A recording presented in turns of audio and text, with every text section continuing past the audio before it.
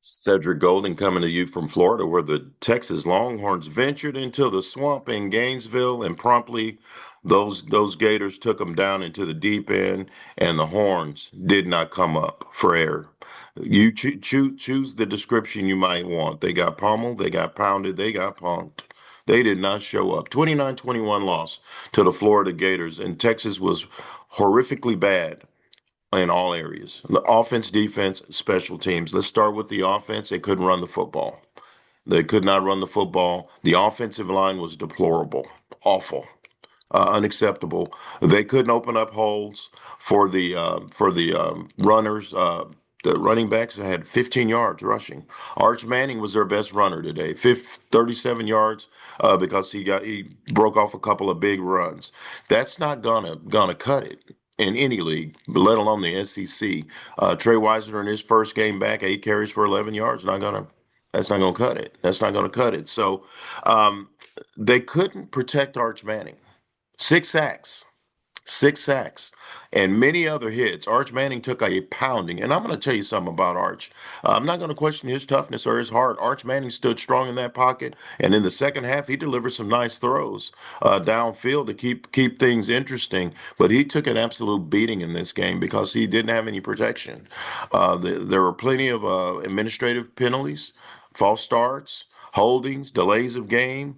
Just a team that just did not look like it was ready to play football at a high level. That was not the number one, didn't look like the number one team that we saw in the preseason. That was the hype machine. But you guess what? You actually got to play some football after those rankings come out. They didn't play like the number 9 team, which was their ranking. They're going to probably fall 17, 18, maybe all the way out of the top 20. We'll see when those come out. But they were just not a good football team. Defensively, no show. They got manhandled on defense. Jaden Ball ran through them, around them, over them. Didn't matter. They had chances, but they didn't take advantage. Uh, the quarterback, DJ Lagway, he was on one leg. No sacks. 0 sacks on a guy hopping around on one leg. Could not move. But he had a clean pocket all day long. And for a team that came in thinking that they were gonna be a all-time great sack team, um, it's not happening. Colin Simmons says he was going after Diallo's record. Kiki, you can rest well. That's not happening. He's not gonna get half of those 22 sacks. Not at this rate. And so what we have is a team that was really bad in all three areas. All three. Offense, defense, special teams. Total no show. Total no show against a team that had been held under 11 points in its three of its first 4 games. They made DJ Lagway look like Danny Warfel. They made DJ Lagway look like Steve Spurrier. They made DJ Lagway look like Chris Leak. And Chris Leak had a good run or two. So for me, it was disappointing that the Horns just didn't have any punch. Coming off a bye week, they should have been healthy and ready to go. They look beaten up and battered, and did not look the part of a team that believes that it's play college football playoff quality.